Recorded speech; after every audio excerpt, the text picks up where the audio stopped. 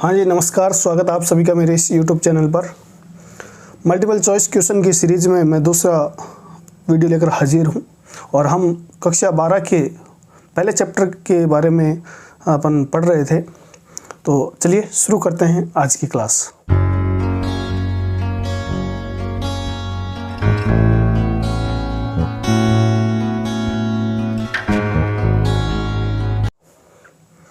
हाँ जी, देखिए पहला क्वेश्चन क्या कह रहा है कि विद्युत क्षेत्र की तीव्रता E को विद्युत बल रेखाओं द्वारा निरूपित किया जाता है, जहां पर E का मान होगा।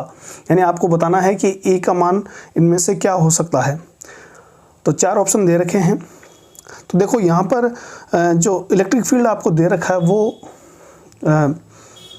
विद्युत फ्लक्स और क्षेत्रफल के रूप में दे रखा है। तो एक चीज़ अपन जानते हैं, क्या जानते हैं अपन, कि जो विद्युत फ्लक्स होता है फाई, इसे अपन फाई ई से भी दिखा सकते हैं।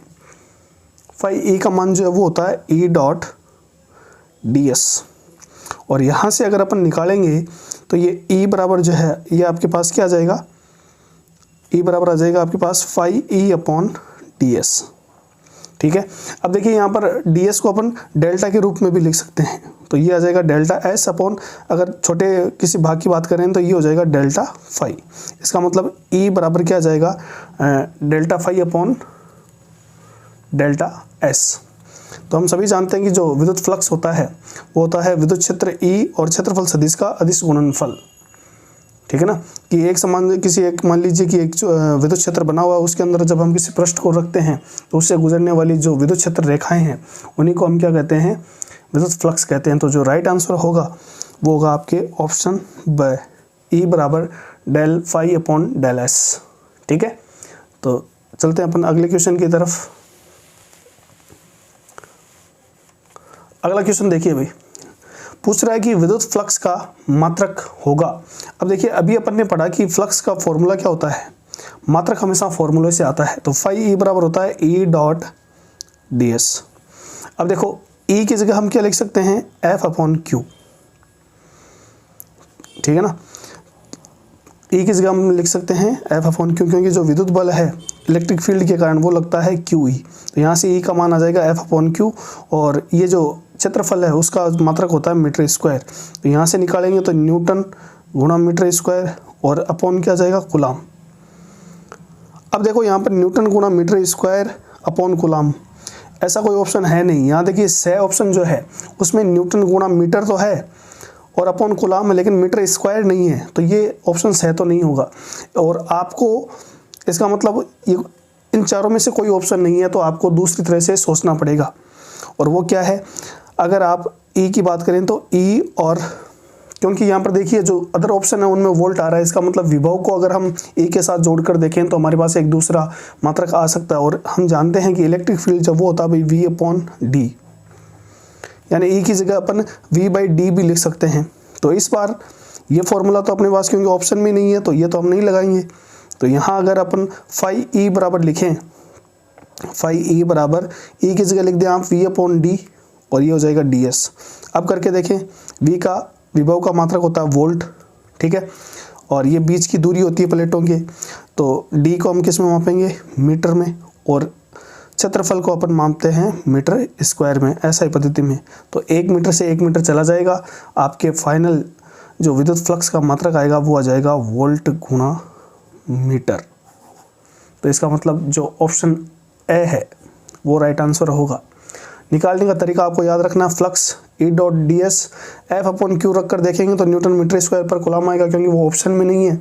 इसलिए अपन ई की जगह वी अपॉन डी रखेंगे। विभव का मात्रक वोल्ट होता है, डी का मात्रक मीटर होता है, डी एस का मात्रक मीटर स्क्वायर होता है, इसलिए हमारे पास वोल्ट गुणा मीटर आ जाएगा। ठीक है, आगे देखिए अगला क्वेश्चन नंबर 3 क्या कहता है कि यदि विद्युत बल रेखाएं किसी पृष्ठ से बाहर निकलती है तो उससे विद्युत फ्लक्स कैसा होगा। तो ये पूछ रहा है कि विद्युत फ्लक्स कैसा होगा। मान लीजिए ये एक बंद आकृति है, ठीक है।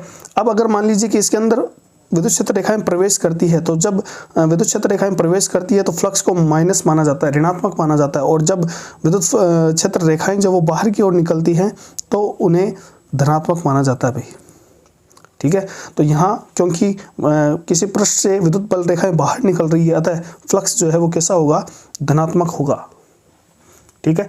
और अगर आप बात करें फ्लक्स की, तो फ्लक्स का मैंने तुम्हें बताया कि मान लीजिए कि यहाँ पर एक इलेक्ट्रिक फील्ड बना हुआ है ऐसे, ये एक समान इलेक्ट्रिक फील्ड है और विद्युत क्षेत्र को हम जो है वो विद्युत क्षेत्र रेखाओं के द्वारा प्रदर्शित करते हैं। अब अगर इसके अंदर आप कोई पृष्ठ रख देते हो तो इस पृष्ठ के लंबवत गुजरने वाली जो क्षेत्र रेखाएं हैं वो इस पृष्ठ का जो वो फ्लक्स कहलाती है। जितनी इससे गुजरेगी उन विद्युत क्षेत्र रेखाओं की संख्या को हम फ्लक्स कहते हैं और फॉर्मूला हमने पढ़ा E.ds। हाँ जी, अगला क्वेश्चन देखिए, आवेश प्रति एकांक लंबाई को रेखीय आवेश घनत्व कहते हैं, इसे लैम्डा से प्रदर्शित करते हैं, लैम्डा का मान ज्ञात करने का सूत्र क्या होगा। तो मान लीजिए कि एक अपने पास ये एक चालक तार है, ठीक है, इसकी लंबाई जो है वो कितनी है, स्मॉल l है, और मैं कहूँ कि इस पर आवेश जो है, इस चालक तार पर आवेश कितना है, Q है, टोटल चार्ज, ये क्या है, कुल आवेश है। तो L लंबाई पर, भाई L लंबाई का तार है, इस पर कुल आवेश कितना है, Q है।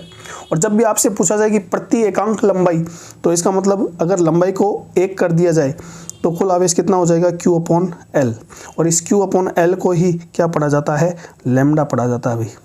और इस लैम्डा को क्या कहते हैं, रैखिक आवेश घनत्व, ठीक है। तो किसी वायर की कुल चार्ज में अगर उसकी लेंथ का भाग लगा देंगे तो हमें रैखिक आवेश घनत्व मिलेगा, और यहाँ पर जो सही आंसर होगा वो होगा ऑप्शन स, लैम्डा बराबर ∆Q/∆L, ठीक है। आगे चले,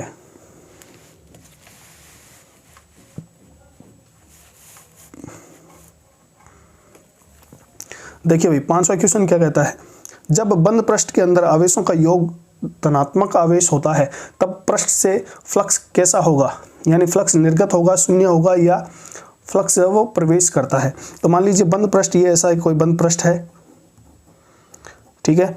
अब ये कह रहा है कि इस बंद पृष्ठ से जो आवेश है वो धनात्मक है, यानी टोटल चार्ज जो वो कितना है, +Q है। और हमें पता है कि जब हम कोई टेस्ट चार्ज लेकर आते हैं तो टेस्ट चार्ज कैसा होता है, वो भी प्लस होता है भाई, और मान में क्या होता है, अल्प होता है। तो जब ये टेस्ट चार्ज इसके पास जाएगा तो ये जो धनात्मक आवेश है, धनात्मक क्या करते हैं, एक दूसरे को रिपेल करते हैं। तो ये जो अंदर का आवेश है वो इस टेस्ट चार्ज को क्या करेगा, बाहर की ओर फेंकेगा भाई।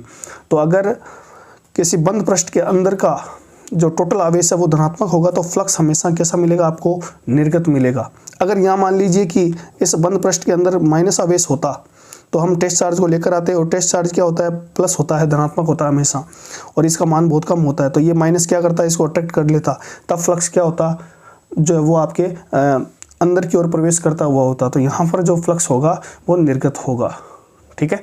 तो ऑप्शन ए जो वो राइट आंसर है। अगला क्वेश्चन देखिए भाई, गाउस प्रमेय है। तो कई बार छोटे क्वेश्चन पूछे जाते हैं, इस बार कोरोना की वजह से आपके जो बोर्ड का पैटर्न है वो चेंज कर दिया गया है, और उसके अंदर जो मल्टीपल चॉइस क्वेश्चन है या 1 नंबर वाले क्वेश्चनों की संख्या जो वो बढ़ा दी गई है। तो जो पैटर्न आपके अर्धवार्षिक में रहेगा लगभग उसी प्रकार का पैटर्न आपके बोर्ड एग्जाम में रहेगा। तो इन क्वेश्चनों में एरर ऑफ मार्जिन जो वो बहुत कम होता है भाई, या तो आपको क्वेश्चन में पूरे नंबर मिल जाते हैं या फिर पूरा ही गलत हो जाता है। बड़े क्वेश्चन में कुछ भूल भी जाएँ तो थोड़े बहुत अपने को नंबर मिल जाते हैं। तो देखिए गाउस प्रमेय जो है वो बंद पृष्ठ की लागू होती है, और वो क्या कहता है कि किसी भी बंद पृष्ठ से संबंध विद्युत फ्लक्स जो है उस पृष्ठ द्वारा परिबद्ध कुल आवेश का एप्सिलॉन नॉट गुणा होता है। तो ये फ्लक्स जो है क्या लिखेंगे, φE बराबर Q/एप्सिलॉन नॉट, ये उसका मैथमेटिकल फॉर्म होता है। तो ऐसा देख लीजिए कहाँ पर है, तो आपके जो इक्वेशन ये ऑप्शन ब है वो राइट आंसर होगा, ठीक है। क्वेश्चन 7 नंबर क्या कह रहा है, यदि किसी बंद पृष्ठ में प्रवेश करने वाले और इससे निकलने वाले विद्युत फ्लक्स क्रमशः φ1 और φ2 हैं तो पृष्ठ के अंदर परिबद्ध आवेश होगा। भाई सीधी सी बात है कि ये मान लीजिए एक बंद पृष्ठ है, अब ये कह रहा है कि अंदर प्रवेश करने वाला फ्लक्स तो है φ1, ठीक है, और बाहर की ओर निकलने वाला फ्लक्स क्या है, φ2। अब आपको एक चीज़ ध्यान रखनी है कि जो फ्लक्स बाहर की ओर निकलता है वो हमेशा धनात्मक लिया जाता है, और जो फ्लक्स अंदर की ओर प्रवेश करता है वो ऋणात्मक लिया जाता है। और अभी हमने पढ़ा गाउस प्रमेय से कि गाउस प्रमेय क्या कहती है कि फ्लक्स जो होगा वो होगा परिबद्ध आवेश का एप्सिलॉन नॉट गुना। तो यहाँ पर आपको क्या निकालना है, परिबद्ध आवेश निकालना है। तो क्यू निकालने के लिए आप क्या करोगे, क्यू बराबर समेशन क्यू बराबर ये आ जाएगा आपके पास 5e गुणा एप्सिलॉन नॉट। अब आपको यहाँ पर फ्लक्स निकालना है। तो देखो φ2 तो वो बाहर की ओर जा रहा है और φ1 अंदर की ओर प्रवेश कर रहा है, तो टोटल फ्लक्स क्या होगा, तो ये हो जाएगा आपके पास समेशन क्यू बराबर φe की जगह क्या लिख देंगे, φ2 माइनस φ1 और गुणा में क्या आ जाएगा एप्सिलॉन नॉट। φ2 माइनस φ1 क्यों किया भाई, क्योंकि φ2 प्लस का होगा और φ1 माइनस का होगा। माइनस का क्यों होगा, क्योंकि φ1 जो वो विद्युत फ्लक्स अंदर की ओर प्रवेश कर रहा है और φ2 धनात्मक इसलिए होगा क्योंकि फ्लक्स जो वो बाहर की ओर निकल रहा है। इसलिए जो परिबद्ध आवेश का मान आएगा वो आएगा आपके φ2 माइनस φ1 गुणा एप्सिलॉन नॉट। तो ऑप्शन से जो है वो राइट होगा भाई। ठीक है, आगे चलिए। विद्युत क्षेत्र की तीव्रता E वाले स्थान पर ऊर्जा घनत्व होता है भाई। ऊर्जा घनत्व का मतलब होता है कि एकांक आयतन में जितनी ऊर्जा होगी उसे हम ऊर्जा घनत्व कहते हैं। यानी जो भी एनर्जी है उसमें अगर हम आयतन का भाग लगा दें तो आपके पास ऊर्जा घनत्व आ जाता है। और इसकी वैल्यू याद रखना, जब अपन संधारित्र पढ़ते हैं वहाँ भी सेम ही आता है। तो ऊर्जा घनत्व का मान जो होता है वो होता है 1/2 epsilon not E square. Epsilon not आप सभी जानते हो निर्वात की विद्युतशीलता होती है और E जो वो विद्युत क्षेत्र की तीव्रता है। तो राइट आंसर जो होगा ऑप्शन ड होगा।